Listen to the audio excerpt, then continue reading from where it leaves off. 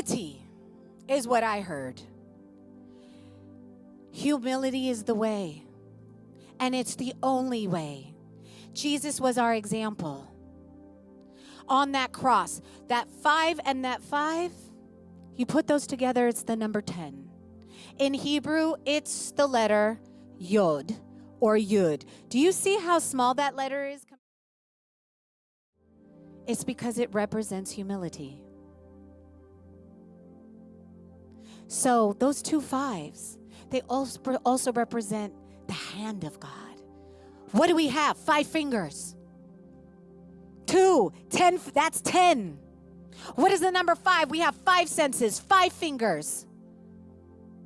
May all your senses, all your hands, everything that you do it for the Lord. You put it all in. Be all in. Be all who God created you to be. Believe who He said you are. Don't even question and don't even doubt. When I said blot the doubt out, I'm talking about, what does doubt represent? It is Amalek. Remember what Amalek did in the time of the Red Sea. You might say, why do I need to remember Amalek? And who's Amalek? Amalek is a spirit, and it is the enemy of God. What it does, it tries to stop and kill and wipe you out before you go to the promised land.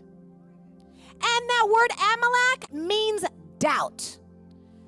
So you got to get doubt out. You got to blot it out. You got to remove it. When there is a doubt, a thought of doubt, you have to speak to that thing. You know what this year is about? You are rising to your true self. You know what part of that is? It's about you walking in your authority and power. So when a situation is speaking to you that you know is not life, you speak back to that situation and you speak life to it. Do not receive, just like Jesus spoke to the fig tree. It wasn't producing fruit. He spoke to that fig tree and it bared no life.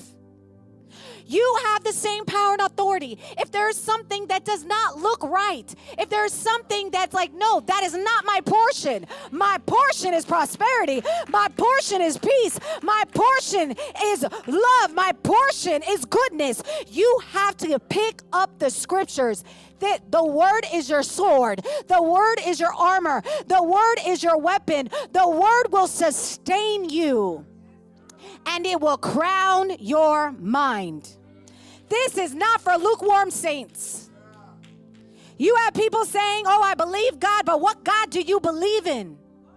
Or they say they believe God one day, and then the next day they're talking like they don't believe God. That's why I say you got to settle it today. Settle it.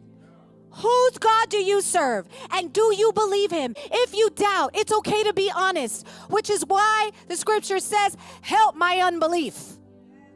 But you got to come to God and be honest. Don't act like, oh no, I'm good. No, that's not humility.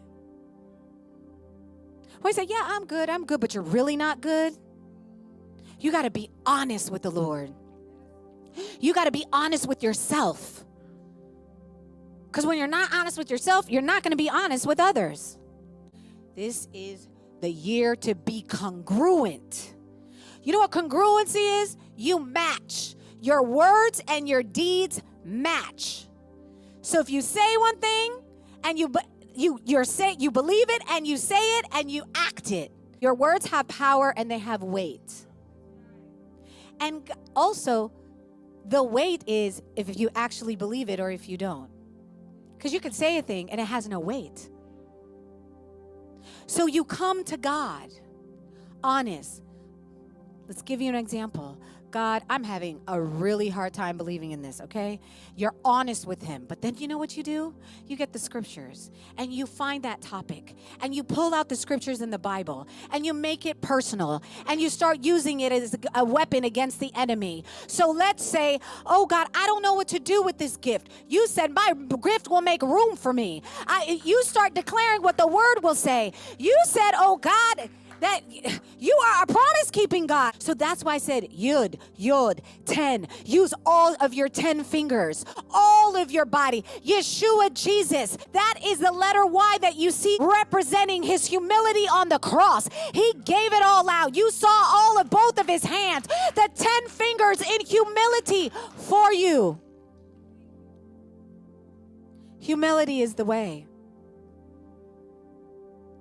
Pride is always a downfall. So we always want to remain humble in God.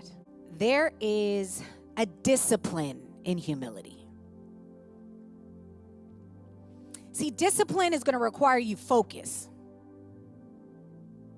And it helps you to endure to the very end. And I bring that up because what did I say? Your faith will be tested. And the way that you stand is through humility. Because when you go through, when you bend and yield, because that is humility, when you allow, it's not about you, and you're bending your own opinions and your thoughts towards His way, you'll be able to be sustained. Because it's not in your own power and your strength. Anyways. So, your reverence unto Him, your compassion in humility. Jesus had compassion with all of us. It is going to require us to be compassionate with other people.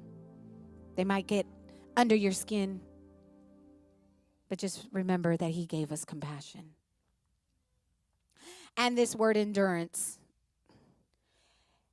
Endurance in humility is walking in strength, not weakness. Humility is not walking like, oh, woe is me, like that. No. Humility is like Moses. God gave the command to Moses, go and stand up to Pharaoh. That's humility. When he did what God told him to do because he didn't want to do it.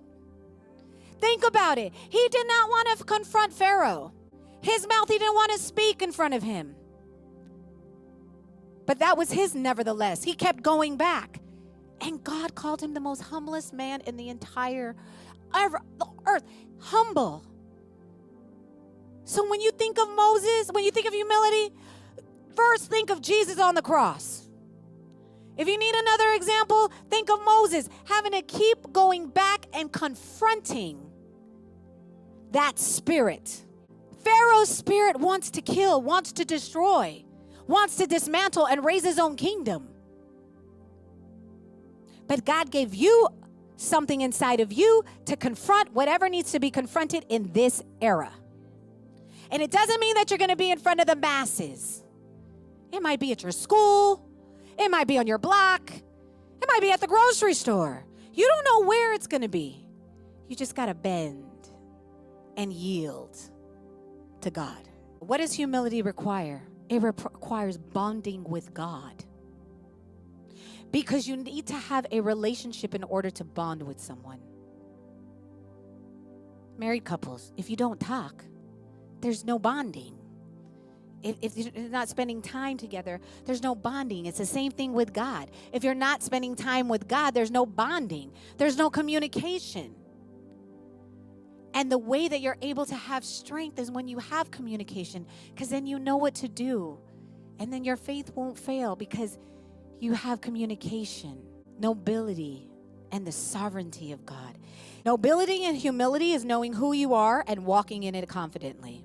When you know your worth, your soul is alive and progressive. Knowing your worth and self-respect is standing tall in the face of adversity. You value yourself without compromise because your dignity is of importance and value to you because your Creator God made you and approved you. All of this is going back to who you are and not second guessing or doubting it. When you need some encouragement in the Bible, who was all in? Abraham was all in. Daniel was all in. Esther was all in. Ruth was all in. Mary was all in.